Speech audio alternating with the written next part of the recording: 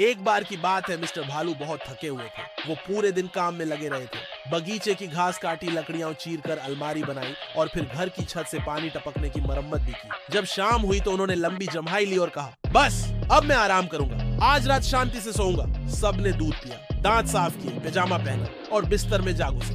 छोटा भालू टिंकू भी तकिए में मुंह छुपाकर बोला, मैं भी आज चुपचाप सो जाऊंगा डैडी। फिर अचानक केक, धड़ाम, पूंछ। लेकिन जैसे ही मिस्टर भालू ने आंखें बंद की, लेकिन तभी रेफ्रिजरेटर की मोटर, दीवार, घड़ी की टिक टिक और नल की बूंदें सब एक साथ कोरस गा रहे थे। मिस्टर भालू ने करवट बदली, फिर तकिया पलटा, फिर कानों में रुमाल ठूंसा। लेकिन खर्राटे तो जैसे ट्रैक्टर बन गए थे।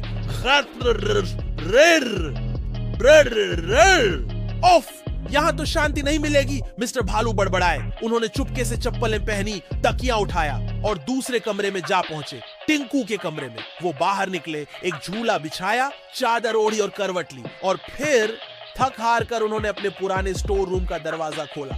वहां टिन के डिब्बे, पुराने खिलौने, टेढ़े मेढ़े कुर्सियां रखी थी और चुप्पी, बिल्कुल शांति।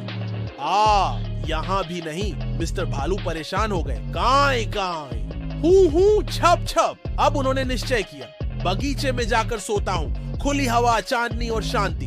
मिसेस भालू की जोरदार खर्राटों की आवाज कमरे में गूंजने लगी।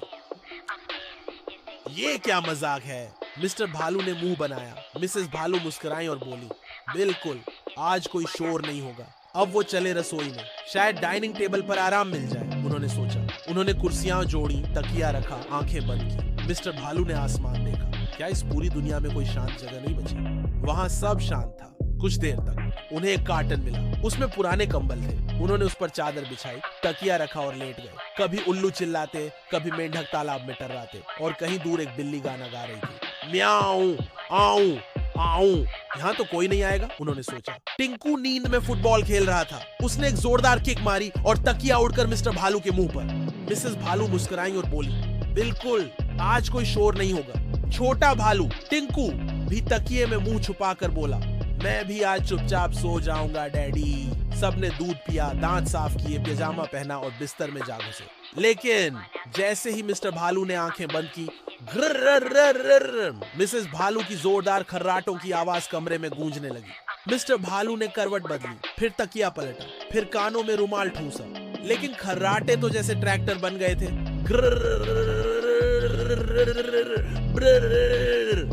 ऑफ, यहाँ तो शांति नहीं मिलेगी, मिस्टर भालू बड़बड़ाए। उन्होंने चुपके से चप्पलें पहनी, तकिया उठाया और दूसरे कमरे में जा पहुंचे, टिंकू के कमरे में। वहां सब शांत था। कुछ देर तक, फिर अचानक किक, धड़ाम, पूंछ।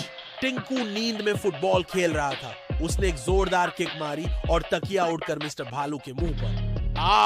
यहाँ भी नहीं, मिस्टर भालू परेशान हो गए। अब वो चले रसोई में, शायद डाइनिंग टेबल पर आराम मिल जाए, उन्होंने सोचा। उन्होंने कुर्सियां जोड़ी, तकिया रखा, आंखें बंद की। लेकिन तभी टिक टिक, छर, टप टप, रेफ्रिजरेटर की मोटर, दीवार, घड़ी की टिक टिक और नल की बूंदें सब एक साथ कोरस गा रहे थे। ये क्या मजाक है, मिस्टर भालू ने मुंह बनाया। अब उन्होंने निश्चय किया, बगीचे में जाकर सोता हूँ, खुली हवा, चांदनी और शांति। वो बाहर निकले, एक झूला बिछाया, चादर ओढ़ी और करवट ली और फिर कांय कांय, हूं छप छप। कभी उल्लू चिल्लाते, कभी मेंढक तालाब में टर्राते और कहीं दूर एक बिल्ली गाना गा रही थी, म्याऊं आऊं आऊं।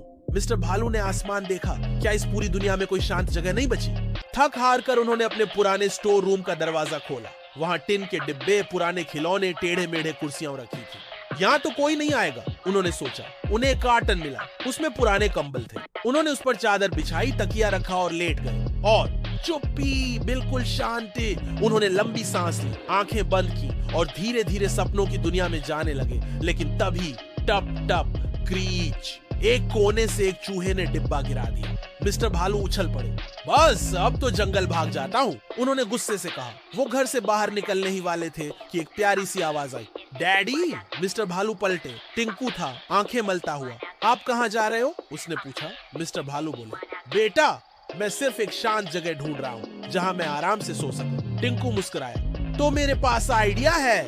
वो मिस्टर भालू को लेकर गया अपने कमरे में। एक बड़ी सी टॉर्च निकाली, कुछ तकिए जमीन पर सजाए, ऊपर एक चादर डाली और बोला, ये है हमारा टेंट। नींद के लिए परफेक्ट। फिर उसने मिसेस भालू को भी बुलाया। तीनों ने मिलकर उस टेंट के अंदर मूनलाइट लैंप जलाया, कुछ बिस्कुट खाए और कहानी सुनाई। और पहली बार उस रात कोई खर्राटा नहीं आया, कोई बिस्कुट हवा में नहीं उड़ा और कोई बिल्ली गाना नहीं गा रही थी।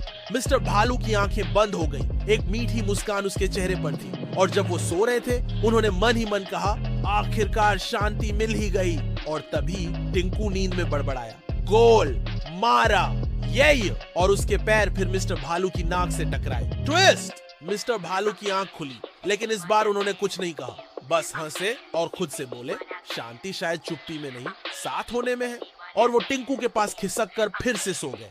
पीस एट लास्ट, और वो भी पूरे परिवार के साथ।